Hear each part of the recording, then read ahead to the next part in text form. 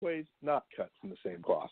But they definitely keep you guessing. I wouldn't be shocked if a guy like I don't know, if a guy falls, like if Noah Fant, the tight end from Iowa, fell.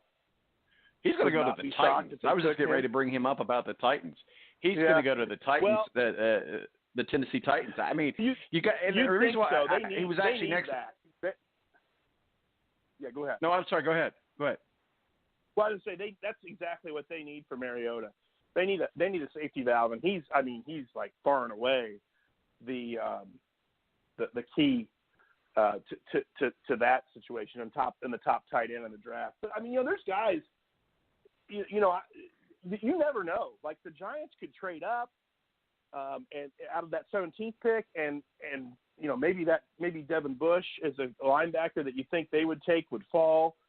I don't know. I think there's a lot of possibilities in this draft that the Colts can stand pat and kind of see what falls to them because they really need everything. Yes, they need wide receiver more than anything else. But, they really need depth at every position. Yeah, and talking about Noah Fant, I had him literally next on the list to talk about, obviously tight end from Iowa, and he starts his career operating in a two tight end sets with Delaney Walker and eventually becomes the number one guy position there, giving Marcus Mariota or whoever replaces him long-term two physical targets alongside Corey Davis. I think that is just, again, Fant is the missing link for the Titans. That's who they have to get. Well, it seems to make sense for them, again, if they don't make a trade.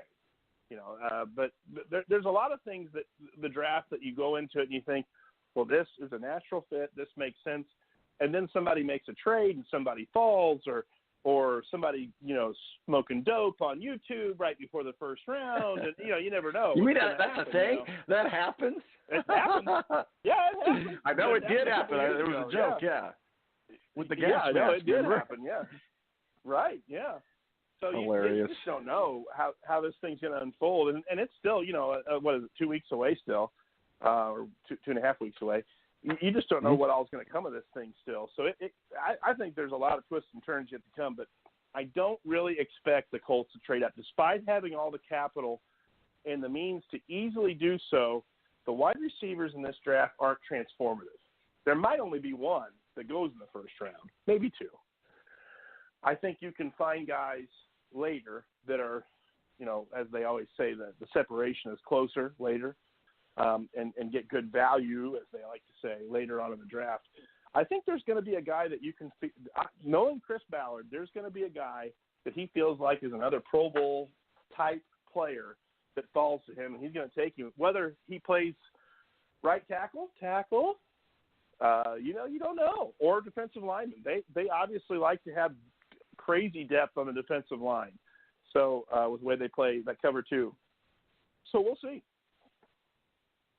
Yeah, we'll see. One other team I wanted to talk with you about, and then they're not in the AFC South, obviously the AFC North, but it's been a soap opera, if you will, as the world turns around the Pittsburgh Steelers. But Pittsburgh Steelers currently are in the number 20 spot with Devins off the board at linebacker. The Steelers add another cornerback to their growing stable, solidifying the position long term. They get Brian Murphy, cornerback for Washington. 1, true or false? And 2, what does the Steelers look like without Bell and without Brown and without all the drama? They still got to get rid of Big Ben, who's the drama creator, but neither here nor there. They need to get some stuff going on. They need to have some trust falls or something going on in the locker room because they are not working together as a team. They are not a team, and they are not making – they say teamwork makes the dream work. Or their dream did not work last year. Well, they are an every other year team, so I expect them to win the Super Bowl this year. That they will be better. They will be a lot better. All that drama's gone. I mean everything you just talked about, that's gone. They bring in a guy like Dante Moncrief, who is, let's be honest, he's kind of pedestrian, but he's a solid guy, and they seem to get like a lot out of people like that. They brought in, who was the guy that was here for a year with the Colts that was the Raider? He was terrible here, but he's kind of made a career in Pittsburgh. Dominic Rhodes? No. Wide receiver. I can't think of his name. But he's a speedster. That wasn't in my show prep, so I don't know. Yeah, sorry. No, you're fine. But it'll come to me. But they seem to make when it does, shoot me a text out of those guys.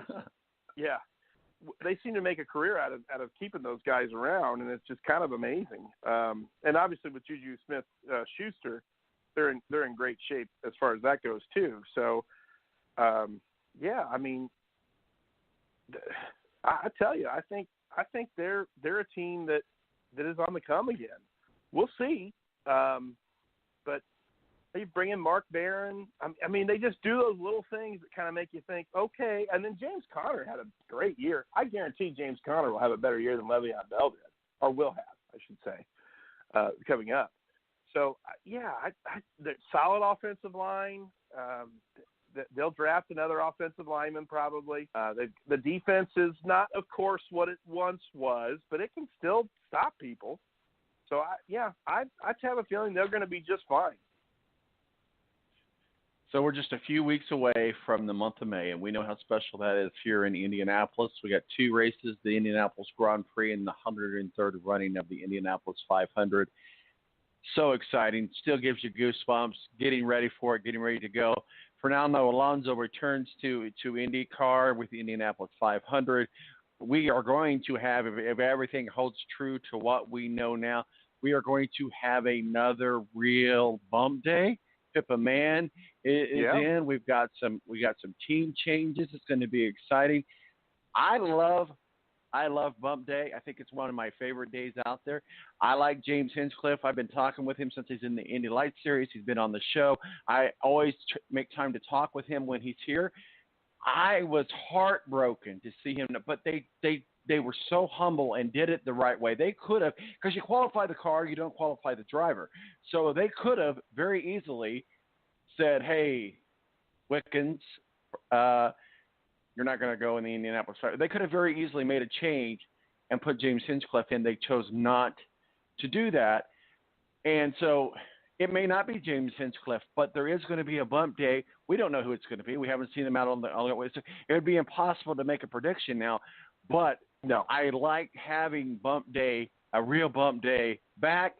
I mean, I like getting the speeds up there as fast as we can get them.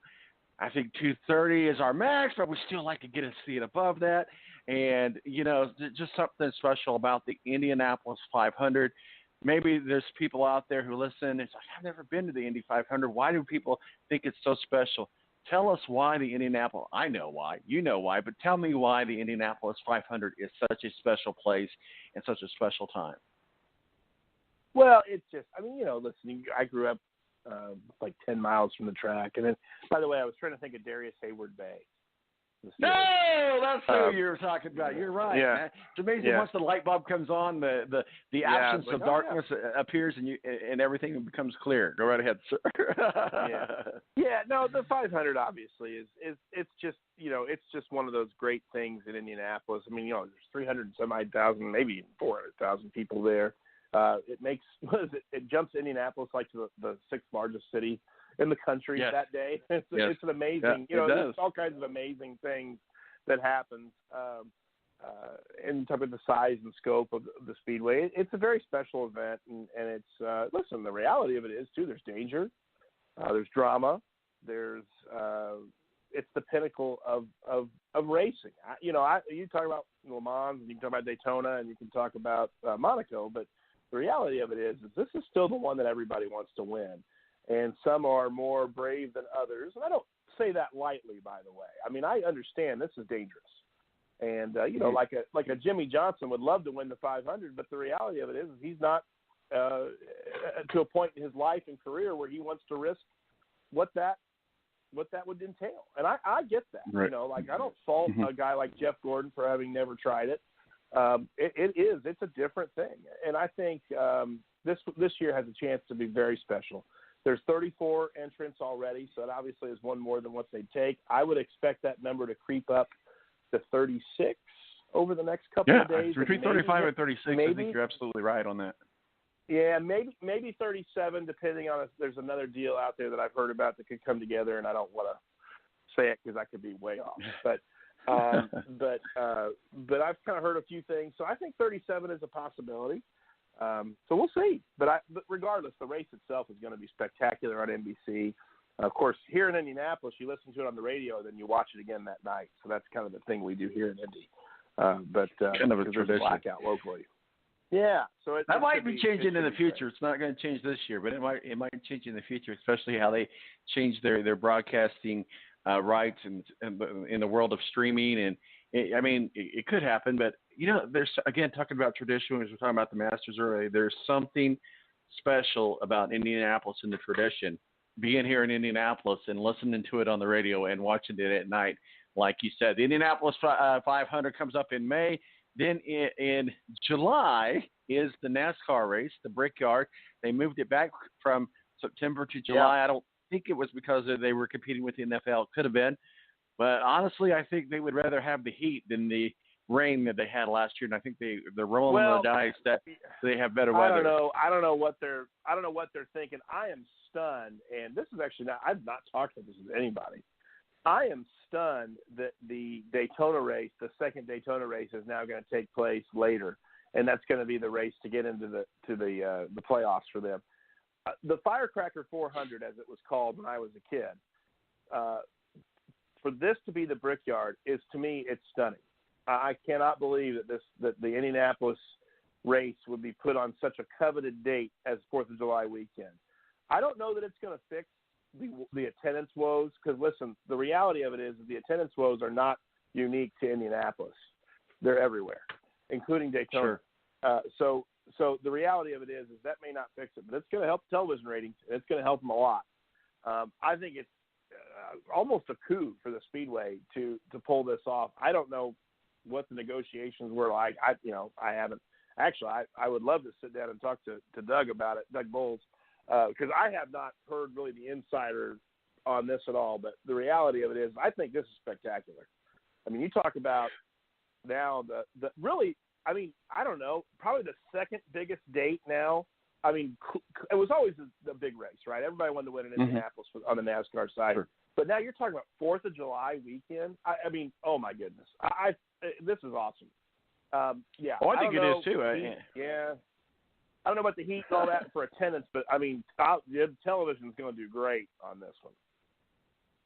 Well, at the end of the day, I mean, Doug Bowles, great guy, great executive there at the track, but I don't know how much the Indianapolis Motor Speedway itself really has much of a say-so in anything, because NASCAR and the TV networks say this is when it's going to run. Take it or leave it, and Doug Bowles says, "I'll take it. Give me another, sir." Yeah. I don't either. Regardless, though, I think it's great, and I'll be very curious to see how this plays out. I hope what they need now in Indianapolis for the NASCAR races, they need date consistency. Because I bet if you walked outside right now in beautiful, we are both in beautiful Avon, Indiana, as Terry Lee would say. If you walked out outside, you should have said that in your Jim Nance voice. Yeah, that's right. Hello, Avon, Indiana. So I bet if you walked outside right now and asked 10 people when the Brickyard 400 is, you get 5 I don't knows and 5 different answers. So they need date consistency. That's going to be huge for them. If they can keep this for 3 to 5 years on the 4th of July, I think it will be. Again, I don't know if it'll be fixed, but it'll certainly be better than, I mean, gosh, what did we see, like 50,000 people 2 years ago? The rain thing happens, and you can't count that against anybody. But, for the last couple of years, it was not good attendance-wise. No, I agree with you. They do need date consistency, like the Indianapolis 500. And like a bachelor like me, I need date consistency. But, hey, take what I can get. Matt Hicks, good radio friend, local market here, helps me play the homework card. Thank you so much for jumping on board with us today. I don't know what you're doing media-wise, but do you got any masterpieces out there? Well, I'm still on Twitter offering my opinion to those who read it, at HicksM05. HICKSM05, and you never know. I mean, good Lord, I did the championship games for girls and boys high school basketball, and that was a blast. I really enjoyed doing that. Oh,